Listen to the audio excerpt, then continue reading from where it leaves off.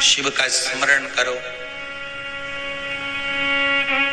पूर्णिमा के दिन चावल का एक आखा दाना जानते हो, पूरा खंडित चावल नहीं, कितना चावल, एक दाना चावल का शंकर भगवान के शिवलिंग पर समर्पित करिए। एक बेलपत्र जिसका डंडी का मुख अपनी ओर हो, जहां से चावल चढ़ाया है, उस चावल के ऊपर अपनी कामना कर रख दीजिए और चंद्रमौली भगवान का स्मरण करिए। कौन से भगवान? शंकर भगवान का सर्वश्रेष्ठ सुंदर नाम है चंद्रमौली। चंद्रमौली भगवान का स्मरण करिए। अपनी कामना कर बेलपत्र समर्पित कर शिव जी पर एक लोटा पानी, एक जल पात्र समर्पित करो, कलश से जल चढ़ा दीजिए, नैनों में वो जल लगाकर अपनी कामना कर वापिस घर को आइए। अगली पूर्णिमा आएगी, जो कामना करी है मेरा चंद्रमौली भोलेनाथ उसे पूर्ण कर ही देगा। आप सभी को सुंदर पूर्णिमा की बहुत बहुत बधाई हो। बाबा विश्वनाथ की कृपा आप पर सदा बनी रहे। आ गया पूर्णिमा की रात्रि। बड़े से बड़ी बीमारियां, बड़े से बड़े रोग, बड़े से बड़े कष्ट इस पूर्णिमा की रात्रि को छूट जाते हैं। दमे की बीमारी, श्वास की बीमारी, अनिद्रा की बीमारी, रात्रि को जगना, ये सारी बीमारियां पूर्णिमा की रात्रि को अगर व्यक्ति अपने जीवन को सुखमय बनाए, अपने जीवन को आनंदमय बनाए तो सब छूट सकते हैं। पूर्णिमा की रात्रि को पीपल के पत्ते 5 लेकर उसके ऊपर खीर डालकर रात्रि को खा लेने से महाराज दमे की बीमारी, श्वास की बीमारी रुक जाती है। वो बीमारी बढ़ती नहीं है, उससे कष्ट नहीं होता। जिन बच्चों के नेत्र कमजोर होते हैं, रोशनी कमजोर होती है, पूर्णिमा के दिन रात्रि को 12 बजे भगवान चंद्रदेव का दर्शन कराइए। 5 से 7 मिनट तक नयन मिलाए चंद्रदेव के साथ और बाद में एक पीपल के पत्ते पर खीर जो चंद्र के नीचे रखी हुई है उसी खीर को चटा दीजिए। फिर चंद्र का दर्शन कराओ, फिर खीर को चटा दीजिए। महाराज नयन की ज्योति बढ़ती है, नींद नहीं आती तो निंद्रा देवी प्रवेश करती है, निंद्रा अच्छी आती है, आनंदित होता है। महाराज जिस व्यक्ति के शरीर में गांठ पड़ जाती हो, शरीर काला पड़ जाता हो, चट्टे पड़ जाते हो या दांत खाज खुजली हो जाता हो, उसके लिए भी पूर्णिमा की रात्रि को 12 बजे महाराज भगवान चंद्रदेव के लिए 21 दिए जलाए जाते हैं। उस 21 दिए की कालोज एक थाली में इकट्ठी करी जाती है। कालोज को इकट्ठी कर शरीर में गाय के घी के साथ में जहां जहां जगह पर चट्टे हैं, गांठ है, वहां लगाया जाता है। उसको 5 या 7 दिन लगाइए। उसके बाद में रोज प्रतिदिन लगाने के आधे घंटे बाद स्नान कर लीजिए, आराम लगना प्रारंभ हो जाता है। आज पूर्णिमा की रात्रि से लेकर कार्तिक पूर्णिमा की रात्रि के बीच में जो दामोदर भगवान का, कृष्ण का, शिव का मंगल आनंद करेगा, अभिषेक करेगा, पूजन करेगा, स्मरण करेगा, उसके सारे दुख दरिद्र दूर हो जाएंगे। रात्रि को आप बड़े प्रेम से खीर बनाओ, चंद्रदेव की साक्षी में रखो, भोग लगाओ भगवान श्री हरि को। बन सके अगर लक्ष्मी की कमी है, लक्ष्मी नहीं आ रही है, व्यापार नहीं चल रहा है, तकलीफ बहुत ज्यादा है, घर में कष्ट है, कर्जा ज्यादा है, तो एक तांबे के कलश के ऊपर, तांबे के कलश में पानी भरना, कटोरी रखना, उस पे लक्ष्मी जी की मूर्ति रखना। लक्ष्मी जी की मूर्ति नहीं हो तो चांदी का सिक्का रखना। उसके सम्मुख में आप 31 दीपक घी के लंबी बाती के जला देना। महाराज एक एक कमल गट्टा उस 31 दिए के अंदर डाल देना और लक्ष्मी जी का पूजन करना, लक्ष्मी जी का स्मरण करना, खीर का भोग लगाना, पान के पत्ते पर खीर रखना, 5 पत्ते पर खीर का भोग लगाना और माता लक्ष्मी से विनती करना। सुबेरे 4 बजे तक वो रखे रहने देना, सुबह 4 बजे वो उठाना, लक्ष्मी को वापिस तिजोरी में या सिक्का हो तो उसको अलमारी में रख देना। जो खीर बनी है वो प्रसाद के रूप में सुबह 8 बजे, 10 बजे, 9 बजे जब खाना हो प्रेम से पाना। माता जो दिए लगाए हैं वो ठंडे हो गए होंगे, उनको रखे रहने देना, बाद में काम आते रहेंगे, या दिए विसर्जन करना हो तो आपकी मर्जी है। पर वो मिट्टी के दिए लगेंगे, आटे के दिए नहीं लगेंगे, मिट्टी के दीप लगाना है आपको। 31 घी के दिए लगाना है।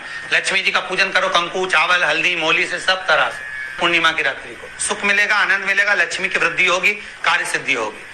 दूसरा क्रम, पूर्णिमा के दिन आप शाम को प्रदोष काल के समय 4:30 बजे से 6 बजे के बीच में 1 लोटा पानी, उसमें 5 बेलपत्र रखकर, 1 कमलगट्टा डालकर भगवान चंद्रेश्वर महादेव के नाम से भगवान शंकर को चढ़ा दीजिए। आपकी जो कामना हो वो कामना कर चढ़ाएं, विनती करें चंद्रेश्वर महादेव को और निवेदन करें कि हमारा ये कार्य सफल हो।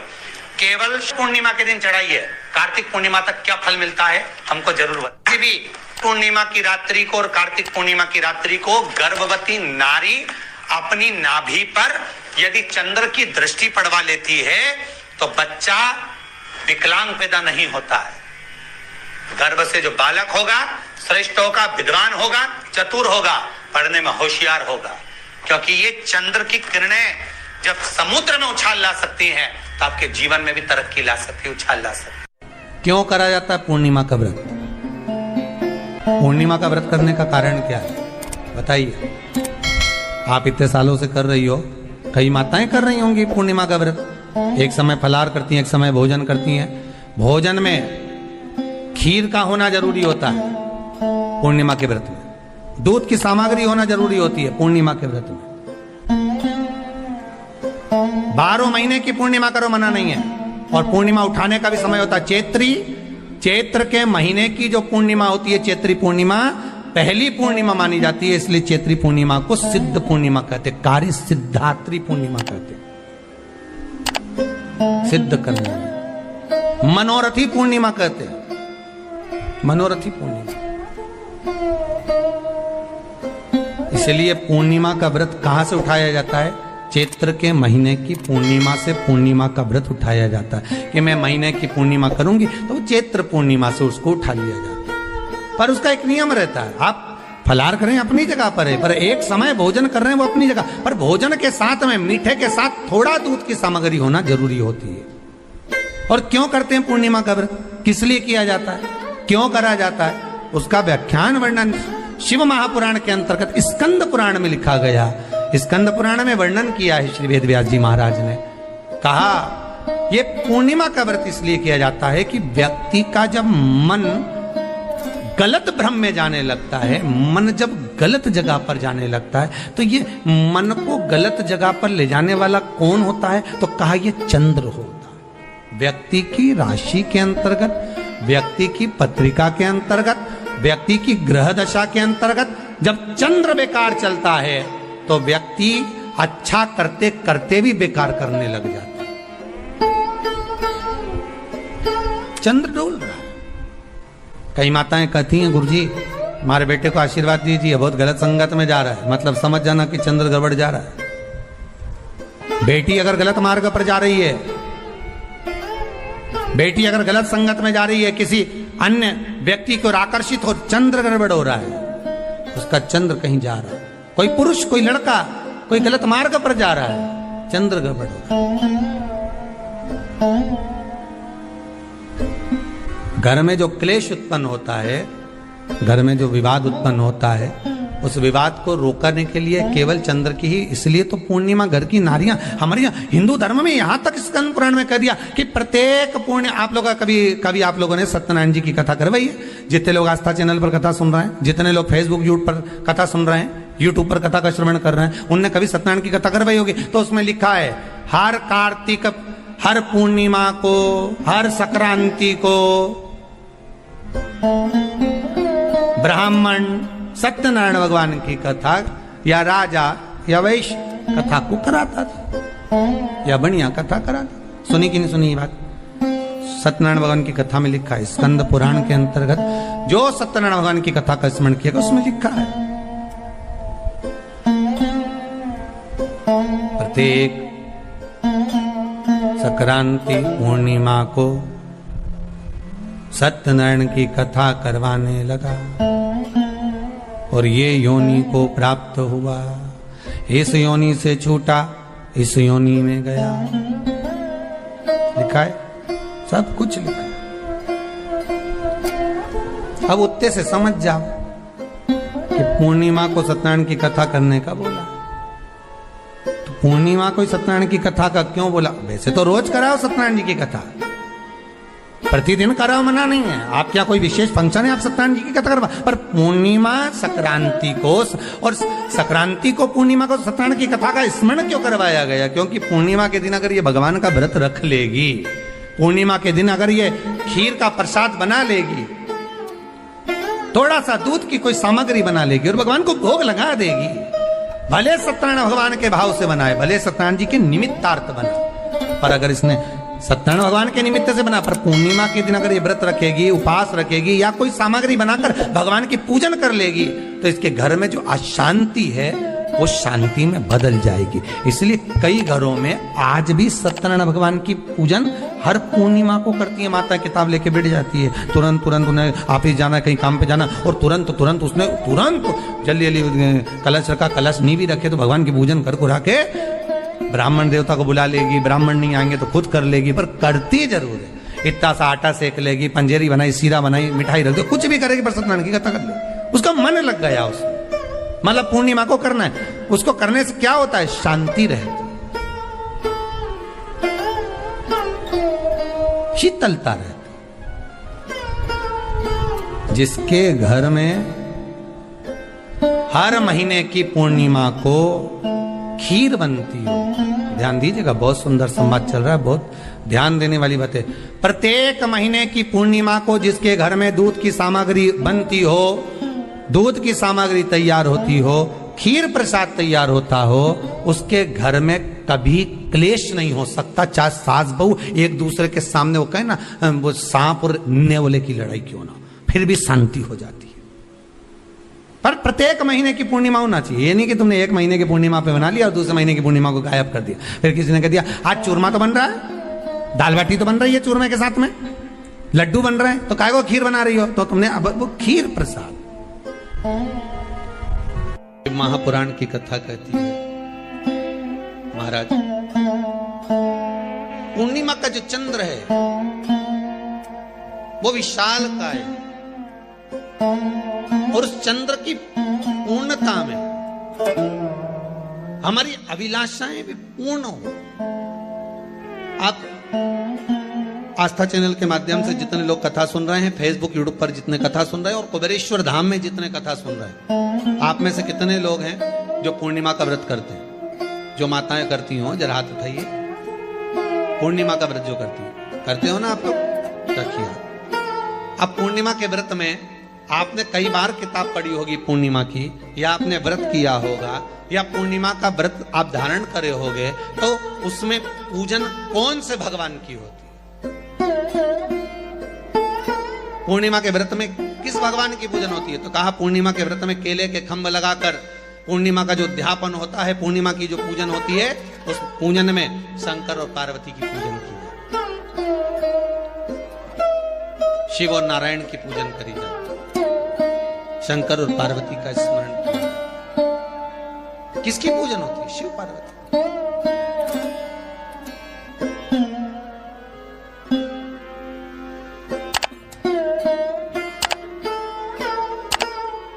क्यों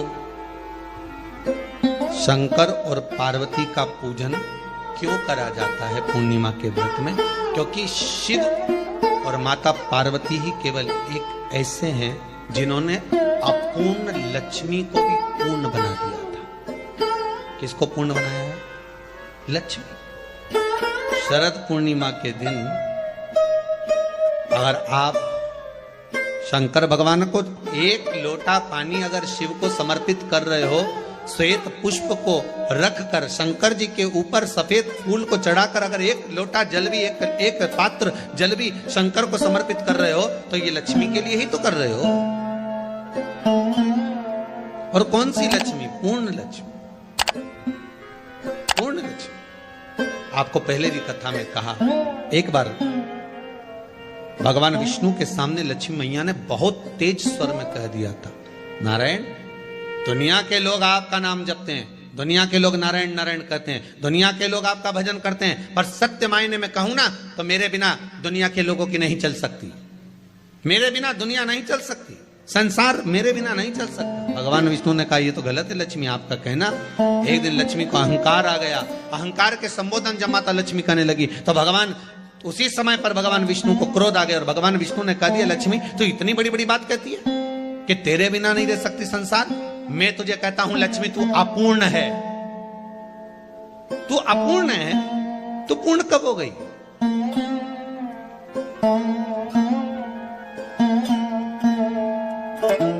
तेरी पूर्णता कहां हो गई?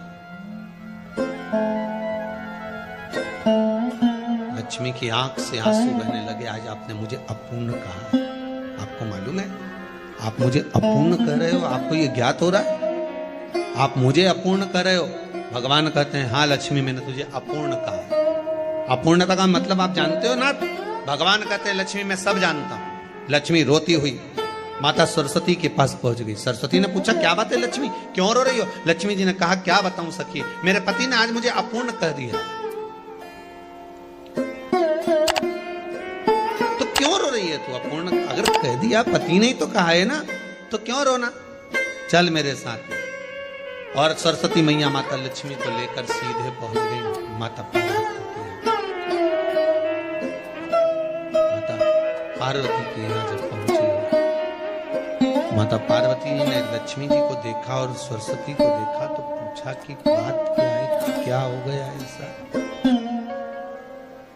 क्या हुआ, क्या है ऐसा जो तुम दोनों आज मेरे पास में आई? क्या हुआ?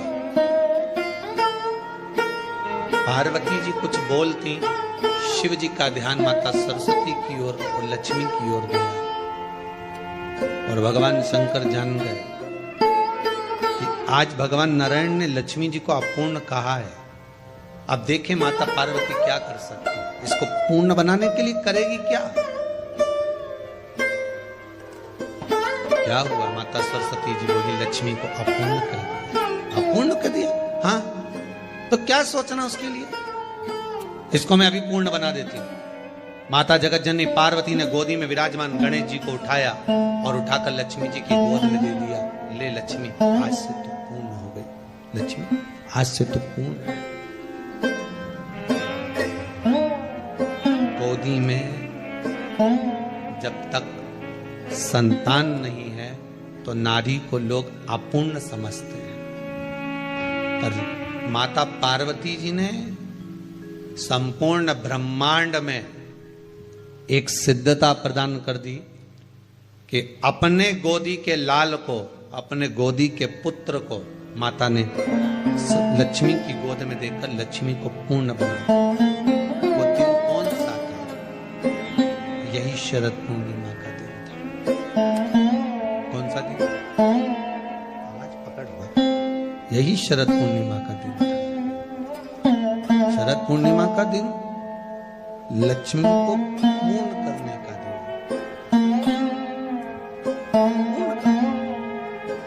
केवल अमृत ही नहीं बरसता, शरद पूर्णिमा के दिन लक्ष्मी भी बरसती।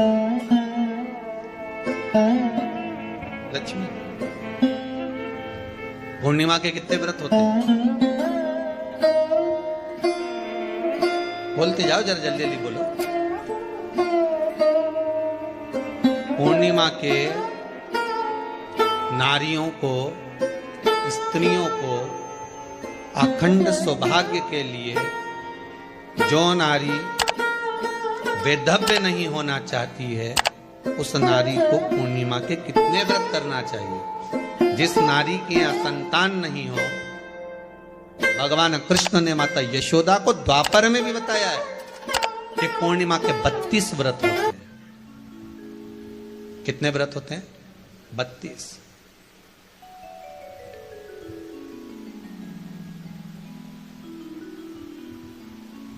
स्वयं भगवान कृष्ण यशोदा रानी को, माता यशोदा जी को भी बता रहे हैं 32 व्रत। अब आपको किसी ने बता दिया होगा कि 8 कर लो, 7 कर लो, 6 कर लो, 12 कर लो, इसलिए आपने बोला कि 12 कर लीजिए, 32 कर लीजिए। अरे यहां तो द्वापर की कथा भी कहती है। यशोदा जी ने एक बार भगवान कृष्ण को रोक कर कह दिया, ए कन्हैया रुको। कन्हैया बोले बोलो मां, क्या बात है? कन्हैया जरा रुकिए, इधर आओ जरा। भगवान कृष्ण आए हाँ मां बोलिए। किस जगह का प्रसंग है ये? जिस समय पर राधा रानी कुरुक्षेत्र में नंद बाबा और यशोदा जी को लेकर कुरुक्षेत्र के कुंड में